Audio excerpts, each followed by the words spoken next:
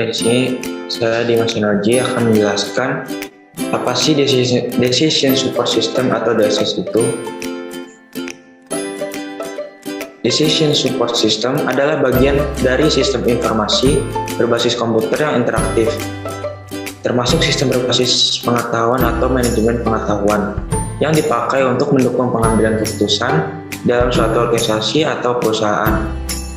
Tujuan DSS yang pertama, membantu manajer membuat keputusan. Yang kedua, mendukung penilaian manajer, bukan menggantikan. Yang ketiga, meningkatkan efektivitas pengambilan keputusan manajer. Alasan DSS dibutuhkan untuk melengkapi sistem informasi. Yang pertama, untuk mengatasi kelemahan-kelemahan sistem informasi manajemen yang tersedia. Nomor dua, meningkatkan kemampuan dalam pemrosesan dan penyimpanan data dan informasi, mengurangi biaya, dan mendukung teknis pengambilan keputusan. Yang ketiga, mendukung kualitas dan memberikan keunggulan kompetitif bagi penggunanya.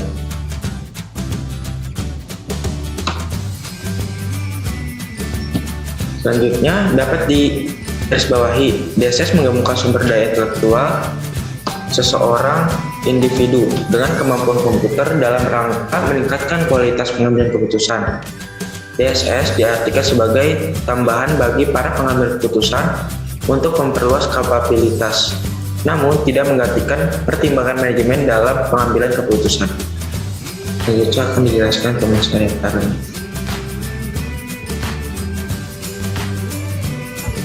Selanjutnya adalah karakteristik support system. Nah, di sini tuh terdapat 4 poin karakteristik support system. Yang pertama, untuk membantu proses pengambilan keputusan dan juga fokus pada manajemen berdasarkan persepsi yang ada. Kedua, mempunyai interface manusia atau mesin, yang mana manusia ataupun user masih memiliki kontrol pada rangkaian proses pengambilan keputusan. Yang ketiga, mendukung berbagai proses pengambilan keputusan pada pembahasan masalah yang lebih terstruktur, tidak terstruktur, ataupun yang semi terstruktur. Dan yang terakhir, memiliki berbagai subsistem yang terintegrasi dengan sedemikian rupa dan bisa berfungsi dalam suatu kesatuan sistem yang andal. Selanjutnya, apa aja sih tahapan dalam mengambil keputusan? Nah, di sini itu terdapat 4 tahap dalam mengambil keputusan. Yang pertama ada kegiatan intelijen. Nah, kegiatan intelijen ini itu mengamati lingkungan, mencari kondisi-kondisi yang perlu diperbaiki. Lalu yang kedua ada kegiatan merancang. Di sini itu seperti menemukan, mengembangkan, dan menganalisis berbagai alternatif tindakan yang mungkin. Lalu yang ketiga, kegiatan memilih. Ini tuh memilih suatu rangkaian tindakan tertentu dari beberapa yang tersedia. Lalu kegiatan menelaah, yaitu menilai pilihan-pilihan yang lalu. Nah, di 4 tahap ini itu berhubungan langsung dengan langkah-langkah dari pendekatan sistem. Kegiatan intelijennya berkaitan dengan langkah bergerak dari tingkat sistem ke subsistem dan menganalisis bagian-bagian sistem secara berurutan.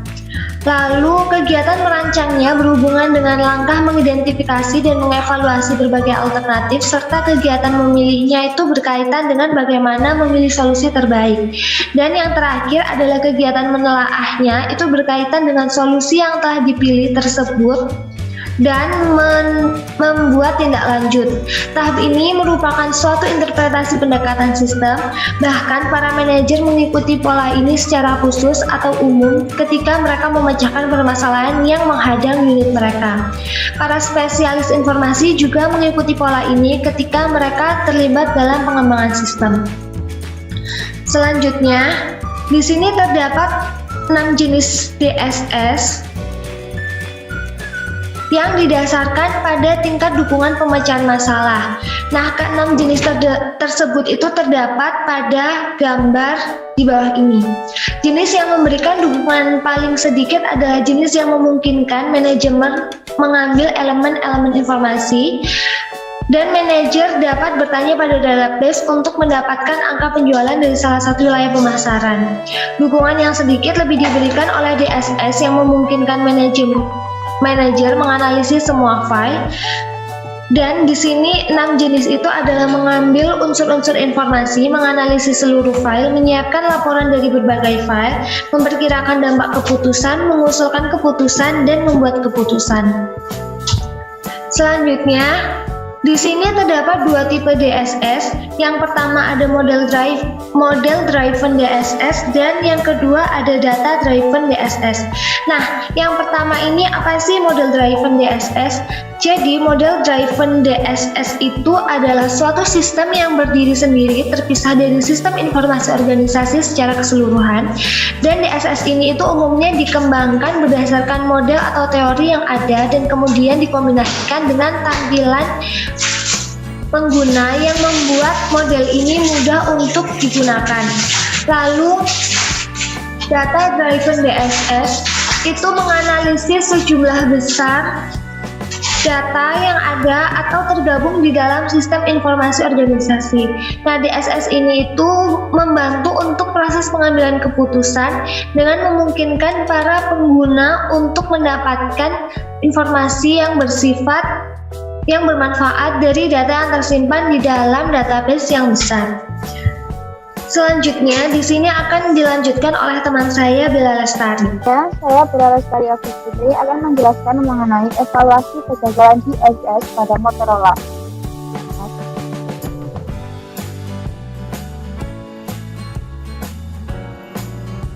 Yang pertama, apa sih Motorola? Motorola merupakan sebuah perusahaan telekomunikasi multinasional yang berkantor pusat di Schaumburg, Illinois, Amerika Serikat. Setelah merugi 4,3 miliar dolar mulai tahun 2007 hingga 2009, perusahaan ini dibagi menjadi dua perusahaan publik independen, yakni Motorola Mobility dan Motorola Solutions pada tanggal 4 Januari 2011. Motorola merancang dan menjual peralatan jaringan nirkabel seperti base transceiver station seluler dan penguat sinyal. Fokus jaringan penyiaran dan rumah buatan Motorola meliputi set-top box, perekam video digital, dan peralatan jaringan yang digunakan untuk memungkinkan penyiaran video, teleponik komputer, dan televisi resolusi tinggi. Selain itu, Motorola juga memiliki 3 prinsip untuk mengoptimalkan kinerja bisnis penyedia layanan. Yang pertama yaitu penyelarasan model bisnis. Merupakan dasar dari layanan terkelola yaitu KBA atau Key Business Indicator. KBA disepakati dengan penyedia layanan sebelum pekerjaan dimulai dan merupakan target komersial inti yang sangat selaras dengan model bisnis untuk mengukur kinerja. Lalu yang kedua ada metrik sentris pengguna akhir. Merupakan prinsip kedua pendekatan baru Motorola untuk layanan terkelola berfokus pada kebutuhan untuk beralih dari indikator kinerja utama yang berpusat pada jaringan ke metrik yang berpusat pada pengguna akhir dalam bentuk indikator kualitas utama. Lalu yang ketiga adalah kemampuan. Setelah pentingnya membandingkan keterampilan teknis vendor layanan terkelola, penyedia layanan juga harus mengevaluasi faktor-faktor lain yang memainkan peran utama dalam keberhasilan proyek di Motorola. 3 kemampuan tertentu digabungkan untuk mengubah nilai proyek yang diproyeksikan menjadi manfaat bisnis yang sebenarnya. Yang pertama adalah otomatisasi. Otomatisasi ini mengembangkan sistem baru yang memungkinkan tugas operasi jaringan dan lapangan dicapai secepat dan semurah mungkin.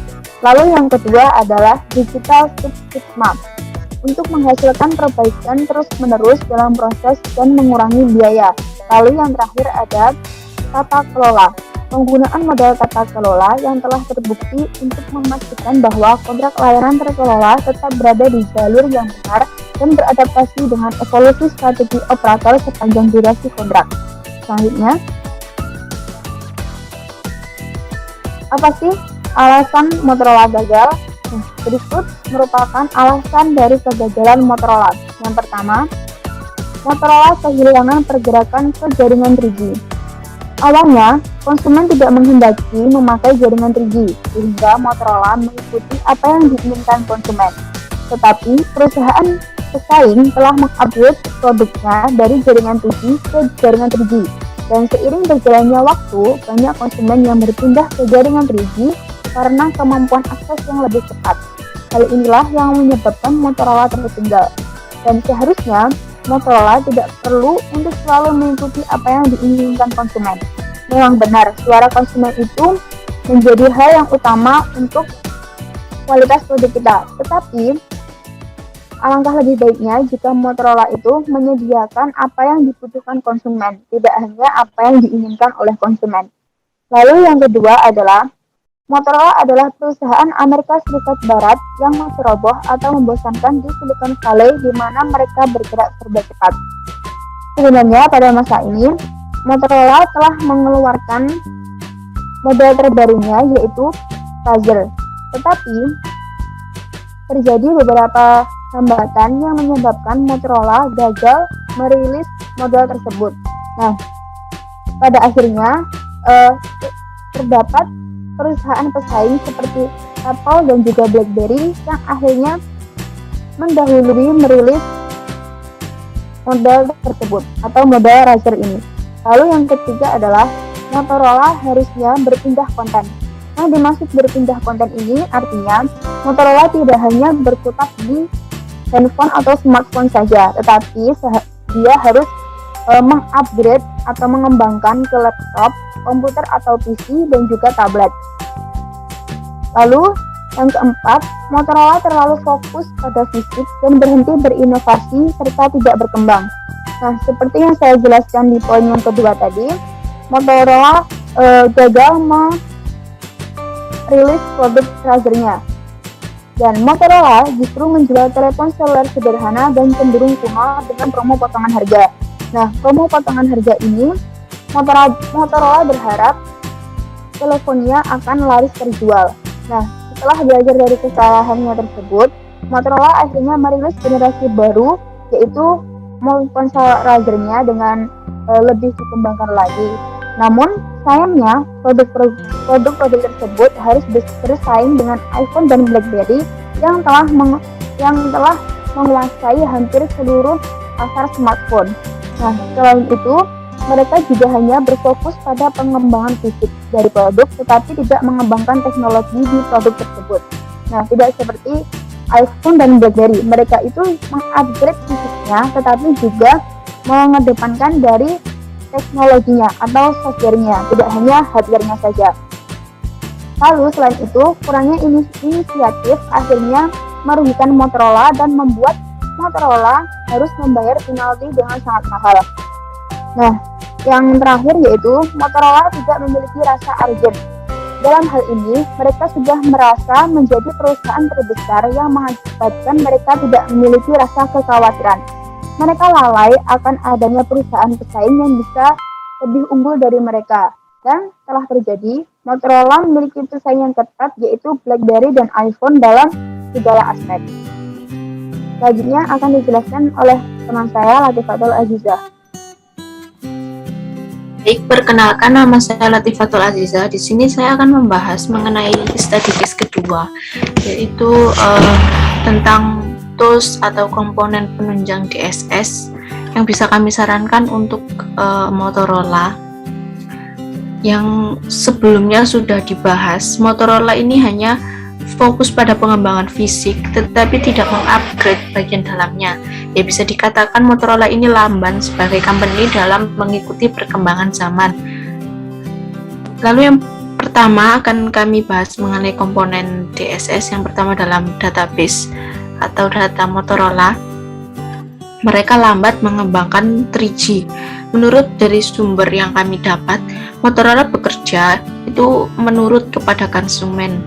Dan pada saat itu konsumen tidak ingin menggunakan 3G. Konsumen berkata ingin 2G saja. Tetapi lama-kelamaan konsumen tergiur dengan 3G ini dan mulai berpindah ke 3G. Jadi yang bisa kami sarankan untuk Motorola di sini mungkin bisa berhubungan dengan segi manajemen juga, yaitu dalam mengambil keputusan itu Motorola jangan hanya berfokus pada konsumen yang menginginkan 2G tadi contohnya, tapi Motorola juga harus bisa melihat peluang dan melihat perkembangan teknologi sesuai dengan zaman. Jadi ketika konsumen beralih ke 3G seperti yang terjadi waktu itu, Motorola bisa memiliki sudah memiliki gambaran untuk bagaimana ke depannya. Lalu selanjutnya dalam segi manajemen, seperti saat iPhone dan BlackBerry mengeluarkan HP terbarunya, Motorola malah mengeluarkan HP model lama atau bisa dibilang kuno dengan memberikan diskon agar cepat terjual. Dan hal ini memberikan dampak kerugian yang cukup besar bagi Motorola.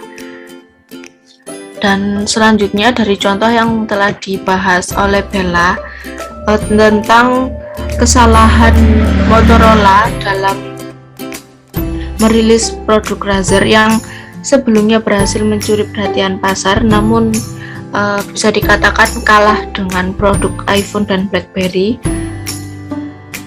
Itu Motorola juga harus bisa membaca peluang dan lebih peka dengan persaingan, sehingga misal hal-hal terjadi yang sudah berlalu bisa dilakukan dengan hal-hal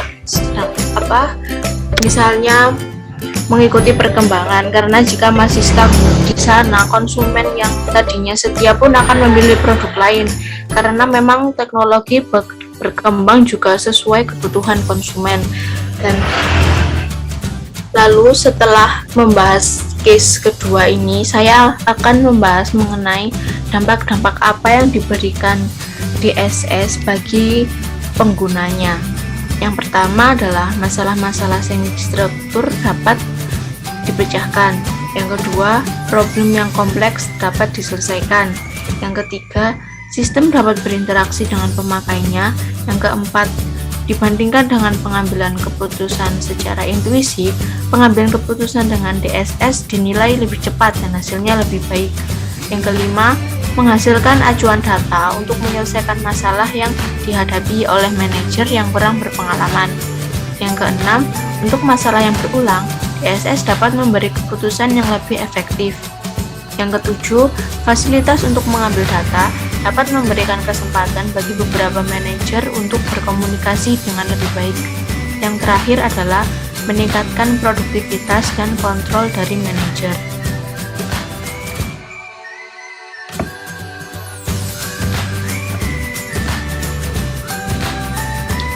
Sekian presentasi dari kelompok kami, kelompok 6. Sekiranya ada salah kata atau penjelasan yang kami berikan, kami mohon maaf yang sebesar-besarnya. Sekian, terima kasih. Wassalamualaikum warahmatullahi wabarakatuh.